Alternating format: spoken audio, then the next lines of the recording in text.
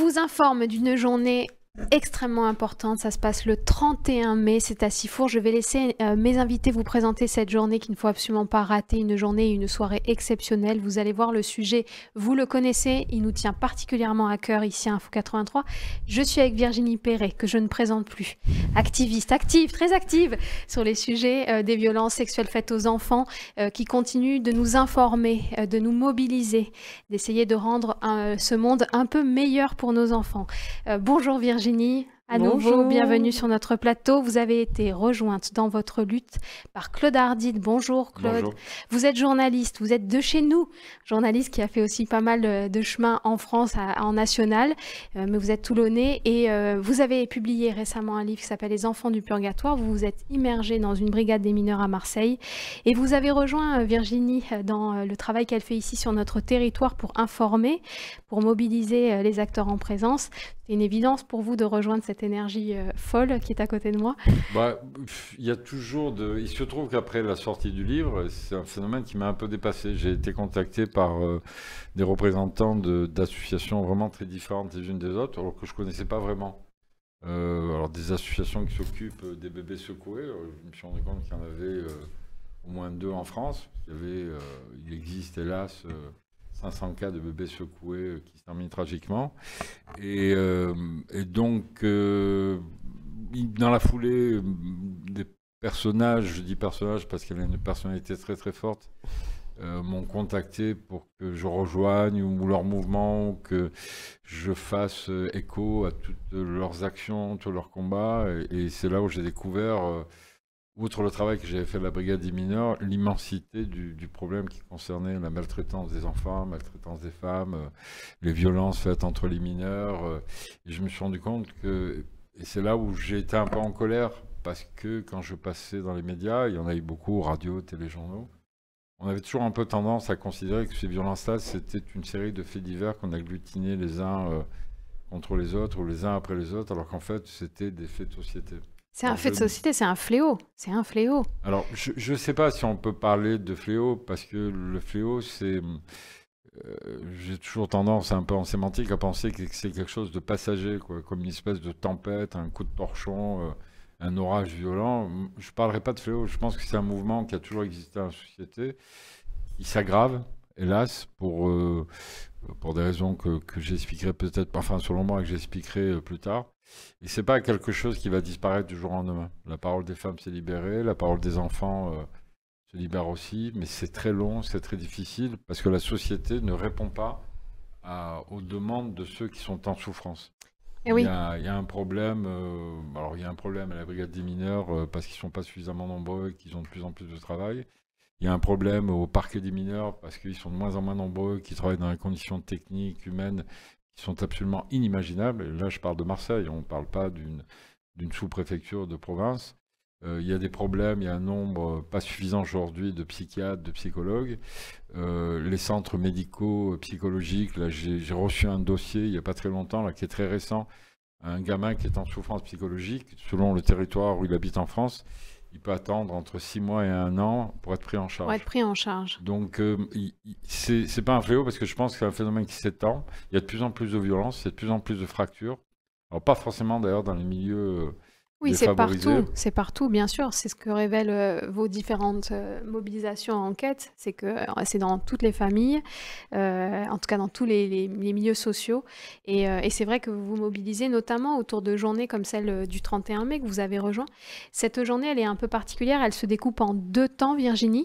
Il y a une journée qui est consacrée avec Be Brave France. On avait reçu Arnaud Gallet qui était venu parler sur Info 83 qui mène ce mouvement, un mouvement de survivants et de survivantes d'agressions sexuelles dans l'enfance.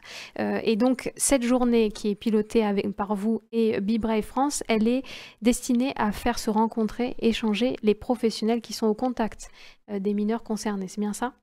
Tout à fait, oui. En fait, la journée du 31 est une grande mobilisation dans la ville de Toulon, et on remercie d'ailleurs la mairie de Toulon de se mobiliser contre ces violences sexuelles. Elle a mis à disposition la médiathèque du Pont-du-Lac Tout à fait. Donc, que vous puissiez vous rencontrer. Voilà, la journée sera vraiment réservée pour les professionnels. Donc, le but en fait de cette manifestation, c'est de faire rencontrer les professionnels du terrain, la police, la gendarmerie, les institutions qui s'occupent de la protection de l'enfance. Et en fait, ce sont les gens du terrain qui peuvent échanger, qui ont un vrai débat inversé, ce qu'on appelle, c'est-à-dire que tout le monde a la parole, où on peut justement, on va dire, statuer sur les problèmes, les dysfonctionnements, Claude vient de le dire, par le manque de moyens qui est absolument, on va dire, c'est le dénominateur commun à toutes les institutions. Donc en fait, c'est aussi de donner aussi des solutions, c'est un vrai échange interprofessionnel, puisqu'on prône, nous, au quotidien, ce côté pluridisciplinaire qui marche très bien, de travailler main dans la main avec la police, avec les psychologues, avec tous les gens, les acteurs de la protection de l'enfance.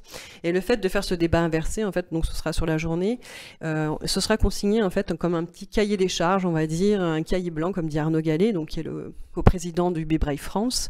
Et le fait de faire le tour comme une caravane de 25 villes en France, plus avec les dom-toms, on va en fait faire comme un cahier, oui, qu'on pourra consigner avec toutes ces préconisations, toutes ces solutions, bonnes pratiques. Voilà, avec les gens du terrain.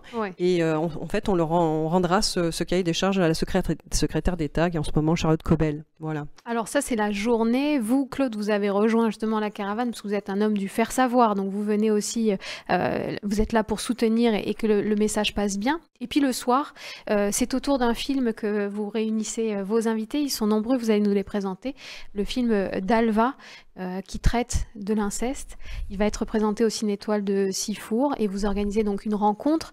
Présentez-nous les personnes que vous avez mobilisées autour de cette projection débat, autour de ce film.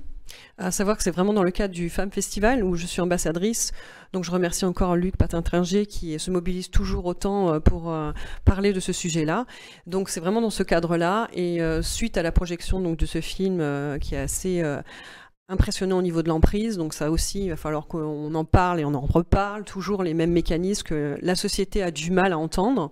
Donc du coup, j'aurai autour de moi donc Arnaud Gallet, donc le coprésident du Be Brave, qui est membre de la Civise, on rappelle la commission indépendante sur l'inceste, sur les violences sexuelles faites aux enfants. Et j'aurai également Claude Hardy, donc, qui est là. Donc il n'aime pas qu'on dise le porte-parole, mais moi j'aime dire que c'est un porte-parole parce que justement, voilà, parce que justement il a pris la mesure et puis il a un œil averti de journaliste et c'est ça qui est important pour nous, c'est un œil extérieur. Donc je suis ravie, vraiment très fière qu'il soit parmi nous. J'aurai également aussi Aurore Boyard qui est avocate spécialisée dans les violences intrafamiliales, qui fait un travail formidable sur le terrain aussi, qui est très très activiste aussi.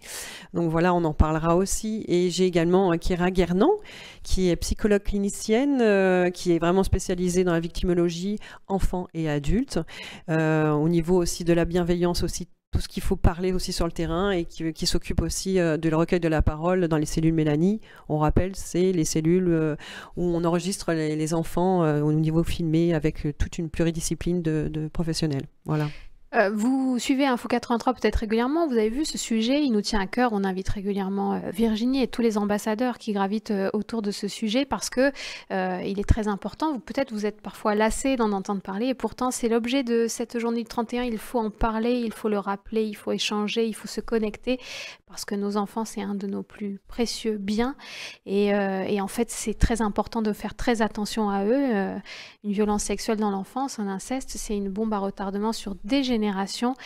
Donc merci à vous deux d'organiser cette journée qui est dédiée pour continuer de faire savoir et d'essayer de mettre en place tout ce qui est nécessaire pour endiguer non pas ce fléau, mais ce problème de société qui nous préoccupe tous énormément.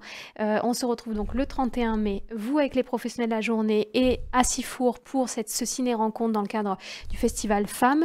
Je vous souhaite du courage et je vous remercie beaucoup pour votre action. À tous les deux. Merci. Merci. À très bientôt sur Info 83.